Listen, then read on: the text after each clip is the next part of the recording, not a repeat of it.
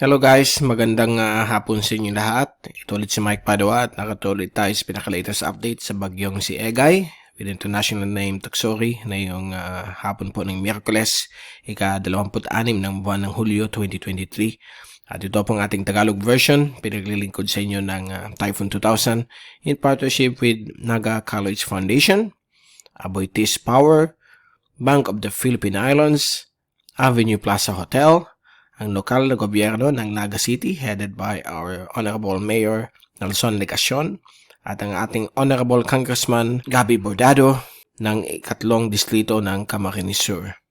Ngayon, umpisa natin ang update. Medyo tumama po ang forecast models, kaya lang nagkaroon po ng wobble, huminto ng bahagya sa may western portion ng Babuyan Islands, ang bagyong ito. Right on the dot naman yung tracking niya, itong si bagyong si Egay, at I hope nakapaghanda po kayo dahil po itong bagyong ito ay gaya na sinabi ko magiging super typhoon at na-reach niya ang pagiging super typhoon but bagya lamang 12 oras after that dahil po nagkakaroon na po siya ng eyewall replacement cycle, nag-i-interact na yung mga ulap sa bulubundukin ng Hilagang Luzon at Taiwan, bigla na po siyang humina ng bagya. At pero malakas pa rin siya na bagyo, 200 plus kilometers per hour yung kanyang hangin, 220, 230, hanggang humina ng humina. Although, grabe pong epekto nito sa Northern Luzon kasi napakalaki po ng kanyang sirkulasyon. Umawat po ng 1,000 kilometro ang kanyang diameter from the winds and the rain. At dito sa Bicol, nag-experience rin tayong hangin na dala ng habagat, combined effects po ng although yung outer bands niya hindi masyadong mahangin, yung malapit talaga sa sentro, yun talaga ang grabe. Okay? So, yung forecast ay medyo on the dot naman po sa mga forecast tracking natin. Naglandfall po siya sa Camiguin Island around 10 p.m. last night. At ito po papakita natin sa inyo. Yan po. 10 p.m. dumaan po siya sa Camiguin. But usually ang forecast track ay diretso na siyang ganyan. Ang nangyari po during the past 12 hours, pag landfall niya dyan, kasi yung track, ganyan siya. Okay? Ang nangyari po, ganito po yung track niya. Pagdating niya dito, bumaba pa siya dito, gumanyan. And then, sana yon nandito na siya. So, yan po yung tinatawag nating trochoidal effect ng tracking ng bagyo o wobble effect. Mention din ng Pag-asa. Nangyayari po yan kapag ang bagyo po ay nagkakaroon ng eyewall replacement cycle, nag-reorient yung panibagong eyewall niya. So yung mata niya magpa-fluctuate up or down. Gaya na nangyari nung bagyong Ulysses 3 years ago, nung dumaan sa may Kahamuan Peninsula, yung coastal waters ng Kahamuan, sa may Kahamuan, Garcia Torena at Siruma. Then pagdaan niya doon, nagkaroon ng eyewall replacement cycle, yung eyewall niya nagbago at nag-southward, naapektuhan tuloy ang mga towns nito ng Partido District. So, grabe din ang damage nito nung si Ulysses. So, ganito rin, similar ang track nito. So, ganito rin ang ginawa nitong bagyong si Egay. But sa mga oras nito ay patungo na siyang northwest. Sumusunod na rin sa forecast model since magpapalit na, malapit nang pumalit yung bagong eyewall niya after nung a few hours na nag-quasi stationary siya dito sa may bahagi po ng Fuga Island. So after Camiguin, naglandfall siya sa may Fuga Island. Then tuloy-tuloy po siya tumahak dito po sa may coastal waters ng Dalupiri Island. Yung eastern eyewall niya ay dumaan sa Dalupiri Island. Kaya ito yung tracking niya nung bandang alas 5 ng umaga. Yan po. Yan, bumaba siya, nagwabol. So ang ginawa niya parang ganito. Gumanyan siya. Pagdating niya dyan, gumanyan. Magwabol muna siya kasi nagpalit yung eyewall niya. So, lumiit yung eye. And then na yun, pag ganito na yung movement niya. Nandito na siya na yun. Papakita natin sa inyo ang effect niyan maya lamang yung bagong satellite animation. So, tingnan nyo yung wide area ng mga grabing ulan. Okay? Apektado po hanggang sa Central Luzon, ibang areas, pero mas grabe po dito sa may Northern Luzon na more than 100 millimeters ang pwedeng ibagsak sa loob ng 24 oras. So, kung magdadalawang araw na po tayo simula kahapon, so medyo delikado po yan sa mga flood-prone areas at landslide-prone areas ng Hilagang Luzon. At ito yung mimic o yung microwave imagery. Pagka nakita niyo yung eye wall replacement cycle, nakita niyo ito yung dating eye wall niya. Ito yung nagkakaroon ng moat. Papalitan yung lumang eye wall. Ayan, nawala na yung eye wall niya at may panibagong mag-form dyan later on. Okay, so kaya ganyan nangyayari po ang mga bagyo. Hindi naman na forecast ng mga models ang wobble effect, but still generally yun pa rin yung track na tinatakbo niya. On the dot naman yung tracking niya. Kaya lang bumagal, kaya medyo tumagal yung epekto ng bagyo dito. But still, by tomorrow morning medyo okay ng panahon. Although mahangin pa rin, maulan dahil malaki yung kanyang sirkulasyon, umabot ng 500 kilometers yung kanyang radius. Okay? Kaya yung wind signal ng Pag-asa, dati number 5 po dito sa may eastern section ng Babuyan, northern tip ng northern Cagayan. Ngayon binaba na po sa signal number 4 dahil humina na rin si Egay. Nasa northern Cagayan, itong northern Apayao, northern Ilocos Norte, the rest of Babuyan, signal number 4 yan. Winds of 120 up to 184 kph ang inaasahan po niyan. Okay? Samantala, ito pong the rest of Cagayan, the rest of Apayao, northern Kalinga, Abra, northern portions of Ilocos Sur, the rest of Ilocos Norte ay nasa signal number 3, meaning po ang hangin po dyan ay mula 95 hanggang 118 kilometers per hour. So, medyo malakas din dyan ang bugso. At dito rin naman po sa area po ng the rest of Northern Luzon, including Pangasinan, ay nasa including northern portions of Pangasinan at western portions ay nasa signal number 2 na yung hangin ay mula 63 hanggang 73 ang bugso ng hangin po na inaasahan dyan. The rest of Luzon, kasama po Metro Manila hanggang sa Camarines Norte, yun na lamang po ang nasa signal number 1. Yung hangin mula 30 hanggang 63 kilometers per hour at combined effects din po yan ang habagat. Kaya medyo mahangin pa dyan sa kanila. Ang ibang areas ng Bicol, wala na pong signal. So, most likely mamaya, ang Cam Norte, downgrade na yan. Pati ang ibang areas ng Southern Tagalog provinces. At dito na tayo sa fast animation. So, ayan po si Egay. Nagsimula na po mag-northwest habang malapit na pong pumalit yung bagong eye wall niya. At patuloy pa rin ang grabing ulan sa may hilagang Luzon. At yung storm surge ay patuloy pa rin, okay? Umabot ng up to 3 meters ang laki ng alon niyan. Lalo na po dito sa may western sections po ng Ilocos region dahil po, since nandito na yung bagyo, yung blow ng hangin ay galing dito pa ganyan. So, nandyan po ang malaking alon. At dito rin po sa mga costales ng mga isla ng Babuyan Islands at Batanes ay magkakaroon po ng malalaking storm surge. Dito sa Northern Cagayan ay medyo iba na kasi direksyon ng hangin. Medyo palabas sa coastal o palayo sa coastal, okay? So, hindi na po effective dyan ang storm surge. And, by the way, may nakikita po tayong ulap dito sa may Yap at Palau. Yan po si 91W at in-upgrade na rin po yan. Meron na po tayong tropical cyclone formation alert. Within the next 6 to 24 hours, magiging bagyo po siya base sa mga computer models at sa mga weather agencies. At bibigyan po ito ng ID as 6W, pang-anim na bagyo sa Western Pacific. And if papasok po siya ng Philippine Air Responsibility, bibigyan po ito ng local name as Falcon. Okay?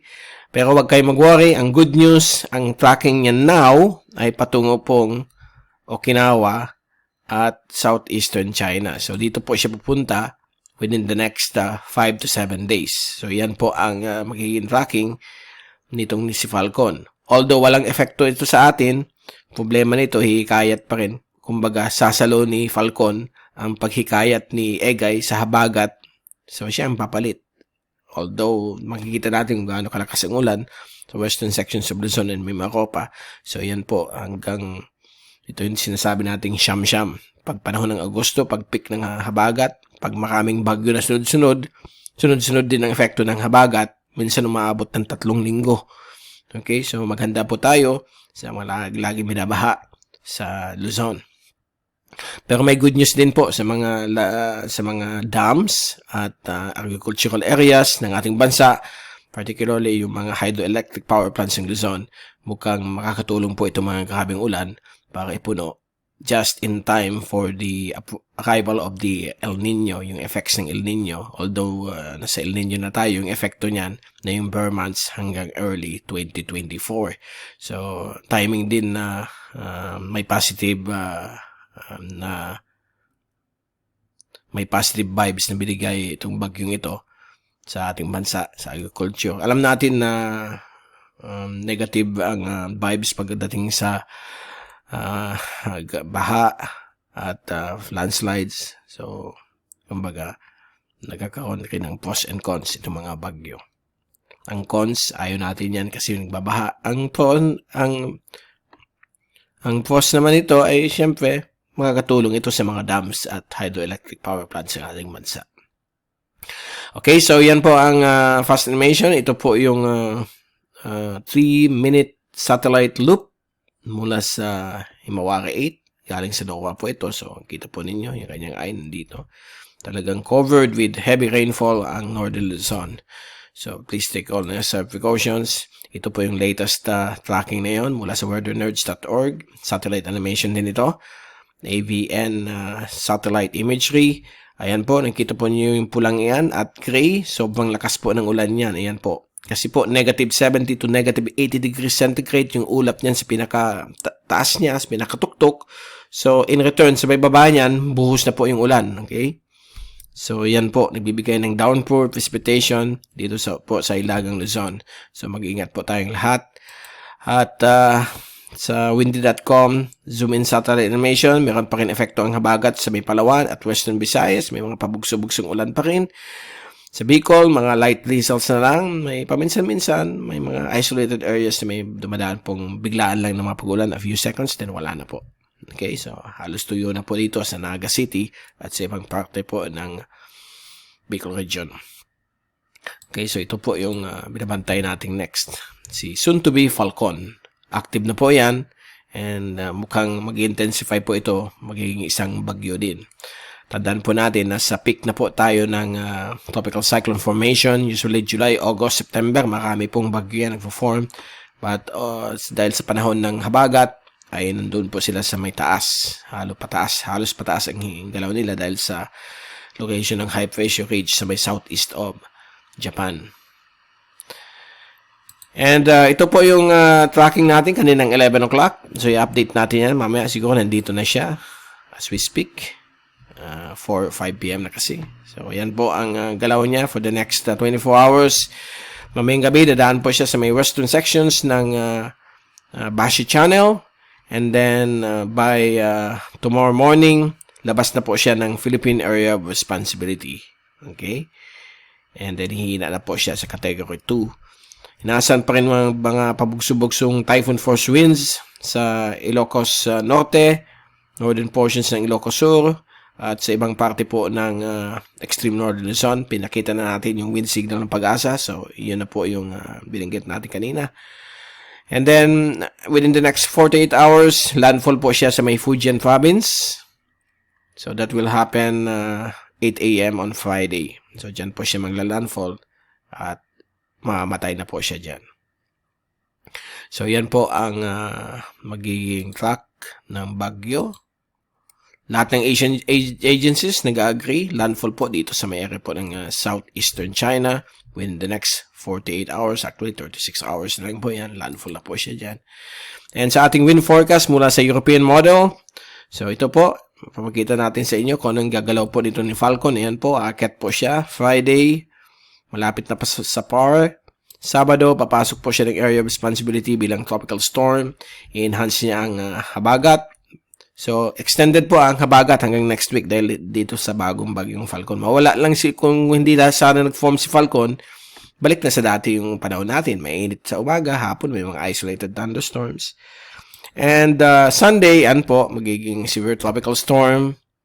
Patuloy pa rin yung habagat. Okay? Kung nag-turn over na ang paghikayat ng habagat from Egay to Falcon. Monday, August 31, lalabas na po siya ng PAR bilang isang typhoon. Dadaan po sa may Okinawa. And then from there ay tatahak po siya patungong southeastern China on a westerly track. Dahil may high pressure dyan sa may Korea. August 1, ayan na po siya. Approaching the coastal waters of southeastern China. Patuloy pa rin yung habagat sa western sections of Luzon. Nag-shift na po dito sa may Ilocos region yung epekto ng habagat from Metro Manila and Mimaropa. And August 2, landfall na po siya sa may south of Shanghai. Nandyan pa rin yung habagat. Okay, August 3, yan na landfall. Patuloy pa rin yung habagat hanggang August 4. So, ito na yung start ng Siyam-Siyam at meron na naman pong low pressure mag-form dito. Actually, yung American model ay nagpapakita po ng multiple tropical cyclone formation north of Guam and north of the Philippines. So, most likely hanggang August 7, meron tayong habagat sa buong Pilipinas, lalo po yung western sections, may mga paulan-ulan. But ang good news, itong mga multiple formations ng mga bagyo sa taas ng Pilipinas hanggang sa may taas ng Guam, ang iba sa kanila magpo-Fujiwara effect, magda-dancing-dancing hanggang mag-landfall po sa may Japan. So, ang good news, walang landfall sa Pilipinas. Lahat yan magpapahikayat lang ng habagat. So, medyo maulan pa rin tayo hanggang August 7, pabugso-bugsong ulan. Yung hangin pala ng habagat, 30 to 60 kph lang po yan. Unless may squall o yung subasco, dala ng thunderstorms, ay medyo pwedeng umabot ng 80, 75 kph. Okay? So, ito po yung ensemble ng European at yung American model at lahat sila nag-agree patungong Okinawa at southeastern China itong si soon-to-be Falcon. Sa rain forecast for the next 10 days. So, ito po yung si Egay, nagkikait ng habagat. Pagpasok ni Falcon dito, ayan na po yung habagat.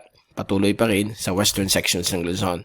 So, don't forget to bring your umbrellas every day for the next 10 days dahil ganun po talaga pag malapit na po tayo sa peak ng habagat, which is August, at sunod-sunod ang mga bagyo, minsan nandiyan na po mga Siyam-Siyam o pwedeng 14-14 pa, kung pwede natin sabihin dyan sa habagat. So, mag-ingat po tayong lahat sa mga ganyan. Actually, a blessing din yan dahil mapupuno po yung mga dams, yung mga agricultural areas natin, mga pagtanim. So, just in time, pagpasok ng El Niño, meron po tayong supply ng mga rice at sa mga agricultural products. So, think positive tayo, okay? Alam natin, binabaha palagi. Alam natin, every year, ganito ang situation. But, dapat maging resilient tayo. Kumbaga, mag-innovate. Dahil ang daming technology na yon na makakatulong po sa agricultural areas ng ating bansa. Okay, so yan po ang ating latest update na yung hapon po ng Miyerkules at we'll be back again bukas. Pabalik tayo bukas para ibigay sa inyo pinaka-latest sa bagyong si Egay na lalabas na po ng ating bansa bukas at papalit po si Falcon. Posibleng pumasok ng power sa Friday or Saturday. Mula sa Typhoon 2000, ito si Mike Pado nagpapaalam. Mag-ingat po tayong lahat. #WeatherWiser. At maraming salamat po sa pagpunod niyo sa aking channel.